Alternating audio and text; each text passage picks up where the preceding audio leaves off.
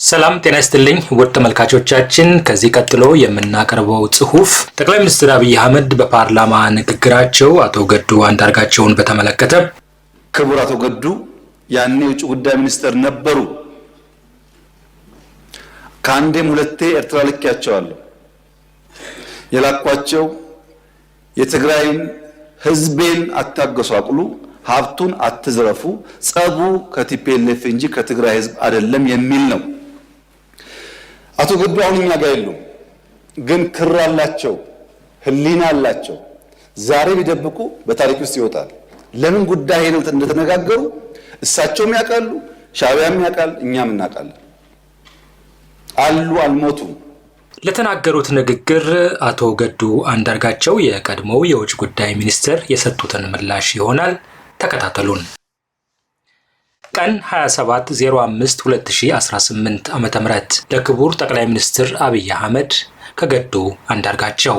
ጉዳዩ በፓርላማ ንግግሮ ላይ የኔን ስም ጠርተው ያደረጉትን ንግግር ይመለከታል። ጥር 26 ቀን 2018 ዓ.ም በፓርላማ ቀርበው ባደረጉት ንግግር ከኤርትራ ጋር የተፈጠረውን አለመግባባት መንስኤ በተመለከተ እኔን በማኝነት ቆጥረው ማብራሪያ መስጠቶን ሰዎች ቆርጠው በላኩልኝ የቪዲዮ ቅጂ ተረድቻለሁ። እርስዎ በዚህ ንግግሮ እንደገለጹት ጉዳዩ በታሪክ መዝገብ በአግባቡ ይቀመጥ ዘንድ የነበረውን ሁኔታ ምንም አይነት መጨመርም ሆነ መቀነስ ሳያስፈልገኝ በነጻ ህሊና እንድገልጽ የእርስዎ ንግግር አስገድዶኛል። በዚህ መሰረት አንደኛ፣ በእኔ በኩል እንዲህ ባሉ የኤርትራንና የኢትዮጵያን ግንኙነት በሚመለከቱ ጉዳዮች አስተያየት ለመስጠት ፍላጎት አልነበረኝም። ምክንያቱም የእነዚህ ሁለት እህትማማች ሀገሮች የግንኙነት ታሪክ በአብዛኛው በቁርሾ የተሞላ በመሆኑ በጥንቃቄና ኃላፊነት በተሞላበት መንገድ ሊያዝ ይገባዋል የሚል እምነት ስላለኝ የማውቀውን ጉዳይ በመሰለኝ መንገድ ላለመናገር ወስኜ ነበረ።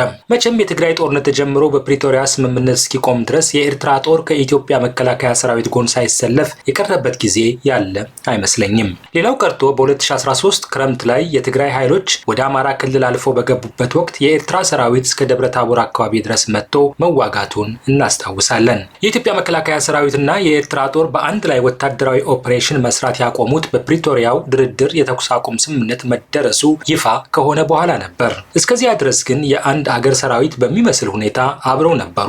የቀረ ነገር ቢኖር በጦርነቱ መሃል ሁለተኛው ዙር ጦርነት እንዳበቃና የትግራይ ኃይሎች ከአማራ ክልል ከወጡ በኋላ ውጊያ ጋብ ብሎ በነበረበት ጊዜ የኢትዮጵያ መከላከያ ሰራዊት አዛዦች በማዕረግ ሲንበሻበሹ የኤርትራን አዛዦች አለመጨመሩ ሊሆን ይችላል።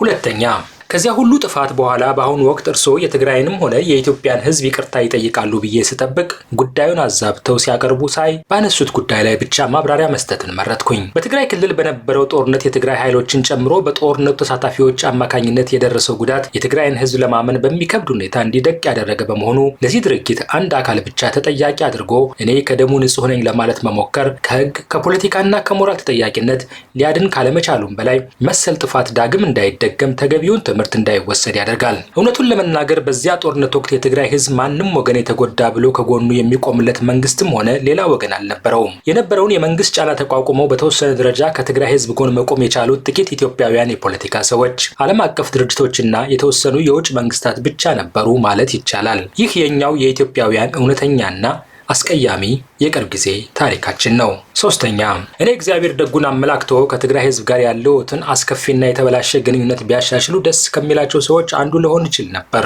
ነገር ግን ባለፈው ስህተቶ ምንም አይነት በመቆጨት ምልክት ካለማሳየቶም በላይ ለዚያ ሁሉ የሰው ልቄት፣ ንብረት መውደም፣ ማህበራዊ ምስቅልቅልና የሀገርን ህልውና የሚፈታተን ቀውስ የራስዎን የፊት አውራሪነት ድርሻ ሳይመለከቱ ሌላ ተጠያቂ ፍለጋ ሲዋተቱ ሳይ አግራሞትን የጫረብኝ ከመሆኑም በላይ አሁን ያለው ምስቅልቅሉ የወጣ ሀገራዊ ሁኔታ ያነሰን ይመስል ሌላ አዲስ ቀውስ ለመፍጠር እየተንደረደሩ ስለመሰለኝ ጠንካራ ስጋት አድሮብኛል። ምክንያቱም ከላይ እንደገለጽኩት እስካሁን በህዝብ የተፈጸሙት አገራዊ ጥፋቶች ዋነኛ መነሻ ምክንያታቸው የእርስዎ አገዛዝ ሆኖ ሳለ ሁልጊዜም ውጫዊ የፈጠራ ምክንያቶችን ሊያቀርቡ ይሞክራሉ።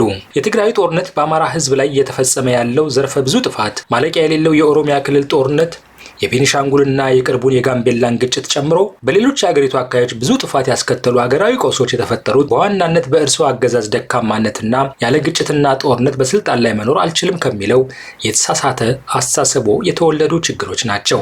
ከላይ የተገለጸው አጠቃላይ ሁኔታ እንዳለ ሆኖ እርስዎ በንግግሮ በገለጹት መሰረት እኔ የእርስዎ ልዑክ ሆኜ ወደ ኤርትራ መሄድን በተመለከተ የነበሩ ጥሬ ሀቆችን ወደ ማብራራቱ ልግባ። በመጀመሪያ ደረጃ የትግራይ ጦርነት ከተጀመረ በኋላ እኔ የውጭ ጉዳይ ሚኒስትር እንደነበርኩና በትግራይ ህዝብ ህዝብ ላይ የተፈጸመውን ወንጀል በተመለከተ መልእክተኛዋ ሆኜ ወደ ኤርትራ ተልኬ እንደነበር በፓርላማ ንግግሩ የገለጹት ሙሉ በሙሉ ሐሰት ነው። ይህ የለየለት ቅጥፈት መሆኑን እኔ ብቻ ሳልሆን እርስዎም ቢሆኑ የመዋሸት ሱስ ሆኖበት ካልሆነና በአዲስ መልክ ሊያስፈጽሙት ላቀዱት የጥፋት ፕሮጀክት ህዝብን አወናብዶ ለማነሳሳት ያግዘኛል ብለው ካላሰቡ በስተቀር ሁለቱም ጉዳዮች ለማንኛውም የኢትዮጵያን ፖለቲካ ለሚከታተል ሰው ሁሉ ግልጽ ነው። እኔ ከውጭ ጉዳይ ሚኒስትርነት የተነሳሁት የትግራይ ጦርነት በተጀመረ ማግስት ማለትም ከጥቅምት 25 2013 ዓ.ም ጀምሮ ነው። መቼም ይህን ጉዳይ ይዘነጉታል ተብሎ አይጠረጠርም። አሁንም ሌላ በህዝብና በአገር ላይ ለመፈጸም የሚያውጠነጥኑ የጥፋት አሻጥር ኖሮ ለማምታታት የሚጠቀሙበት ነገር ከሌለ በስተቀር የኔ የውጭ ጉዳይ ሚኒስትርና ወደ ኤርትራ መሄድ የማይገናኙ ጉዳዮች ናቸው። አምስተኛ ከትግራይ ጦርነት ጋር ተያይዞ በህዝብ ላይ የደረሰውን ከፍተኛ ጉዳት በተመለከተ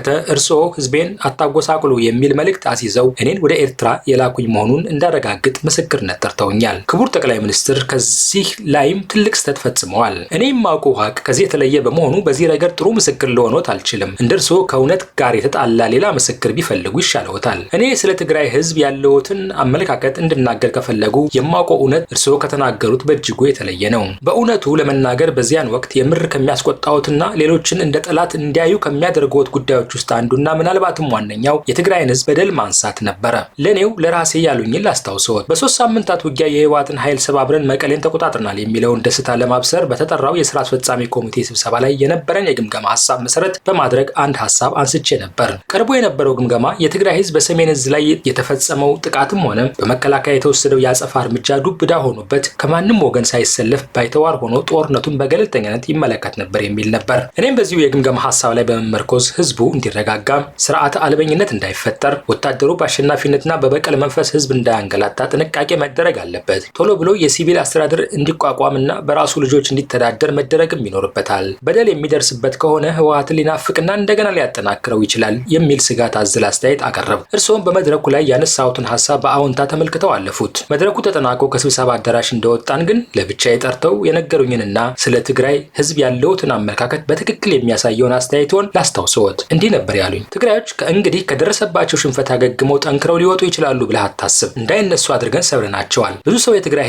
ህዝብ ይለኛል። የትግራይ ህዝብ ከማን ይበልጣል? እንዳይነሳ አድርገን አድቅቀነዋል። በቀጣይም ይበልጥ እናደቀዋለን። መሸነፍ ከባድ ስለሆነ ከእንግዲህ የምናውቀው ትግራይ ተመልሶ አይመጣም የሚል ነበር። የትግራይ ኃይሎች ከአማራ ክልል ወጥተው ወደ ትግራይ ከተመለሱ በኋላ ዓለም አቀፉ ማህበረሰብ ዘንድ ተደራደሩ የሚል ግፊት እየተጠናከረ በመጣበት ወቅትም የሚከተሉት የድርድር ስልት ትግራይን ቀስ በቀስ እርባና ቢስ ማድረግ እንደሆነ በአደባባይ ስብሰባ ላይ የተናገሩት ሀቅ ነው። እኔ የማውቀውና ስለ ትግራይ ህዝብ ያለውት እውነተኛ አመለካከት ይህ ነው። ስድስተኛ ከፓርላማ ንግግሮ ትንሽ እውነታነት ያለው የኔ ወደ ኤርትራ መሄድ ነው። ቀኑን በትክክል ለማስታወስ ባልችልም ጥር መጀመሪያ አካባቢ 2013 ዓ.ም ላይ አንድ የውጭ ጉዳይ መስሪያ ቤት ባለስልጣን ይዤ የእርስዎን መልእክት ለፕሬዝዳንት ኢሳያስ አፈወርቂ እንዳደርስ ልከውኝ በማግስቱ አስመራ ደርሼ ተመልሻለሁ። የመልእክቱ ጭብጥን በሚከተሉት 3 ጉዳዮች ላይ ያተኮረ ነበር። እነሱም አንደኛ በወያኔ ላይ በጋራ በወሰድነው የተቀናጀ ኦፕሬሽን ለድል በመቃታችን የእንኳን ደስ አለህ የደስታ መግለጫ ለፕሬዝዳንት ኢሳያስ ማስተላለፍ። ሁለተኛ የኢትዮጵያ መከላከያ ሰራዊት አካል የሆነው የሰሜን እዝ ጥቃት በደረሰበት ወቅት ሰራዊቱን ተቀብለው ላደረጉለት እንክብካቤና ኋላም ለመልሶ ማጥቃት እንዲዘጋጅ ላደረጉልን ወንድማዊ ድጋፍ ለኤርትራ መንግስትና ህዝብ ምስጋና ማቅረብ። ሶስተኛ አንዳንድ የወያኔ ደጋፊዎችና የኢትዮጵያንና የኤርትራን መልካም ግንኙነት የማይፈልጉ የውጭ ኃይሎች በተለያዩ ዓለም አቀፍ ድርጅቶችና ሚዲያዎች አማካኝነት ከሰብአዊ መብት ጥሰት ጋር በተያያዘ ሰፊ የስም ማጥፋት ዘመቻ ከፍተውብናል። ይህ ነገር ውሎ አድሮ በሁለታችንም ላይ ጣጣ ሊያመጣብን ስለሚችል የጋራ ጥንቃቄ ልናደርግ ይገባል የሚሉ መልእክቶች ነበር። ለፕሬዝደንቱ የሚቀርቡትን እነዚህን መልእክቶች ከገለጹልኝ በኋላ በእኔ በኩል እንዲጨመር አንድ ጥያቄ አንስቼልዎት ነበር። ይኸውም ጦርነቱ መጠናቀቁን በይፋ ለህዝብ ተናግረናል። የዓለም አቀፍ ማህበረሰብ እየጠየቀን ያለውም የኤርትራ ሰራዊት ከኢትዮጵያ ወይም ከትግራይ እንዲወጣ ነው። ስለዚህ ለምን የኤርትራ መንግስት ሰራዊቱን እንዲያስወጣ በግልጽ አልነግራቸውም የሚል ነበር። እርስዎ ግን ሰራዊታችሁን አስወጡ ብለህ በፍጹም እንዳትጠይቅ ብለው አስጠነቀቁኝ። ከዚያም የሰጡኝን ተልእኮ ተቀብዬ ተለያየን። ከዚህ ውጭ የትግራይን ህዝብ በተመለከተ ያነሱልኝም ሆነ የሰጡኝ ምንም አይነት መልእክት አልነበረም። በወቅቱ የእርስዎ ጭንቀት የተከፈተብን የሰብአዊ መብት ጥሰት ክስ ሊያስከትልብን የሚችል ጣጣ ነው እንጂ የትግራይ ህዝብ ላይ የደረሰ መከራ በፍጹም አጀንዳዎት አልነበረም።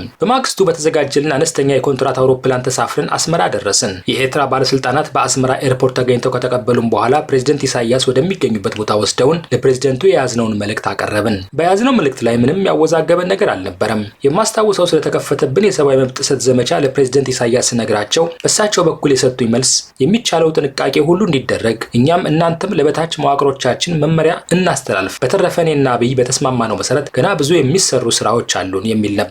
በሁለቱ መሪዎች አለ ስለሚባለው ስምምነት የማውቀው ነገር የሌለ ቢሆንም ውይይታችንን በሙሉ መግባባት ፈጽመን ወደ ሀገራችን ተመለስን። አዲስ አበባ በተመለስኩ በማግስቱ ለእርሶ ስልክ ደውዬ ከፕሬዝዳንት ኢሳያስ ጋር ስለነበረን በጎ ውይይትና የሰብአዊ መብት ክሱን በተመለከተ ሁላችንም አስፈላጊውን ጥንቃቄ ማድረግ አለብን ማለታቸውን ሪፖርት አቅርቤልዎት የስልክ ንግግራችን ተቋጨ። እኔ የማውቀው እውነታም ይህ ነው። አመሰግናለሁ። ገዱ አንዳርጋቸው።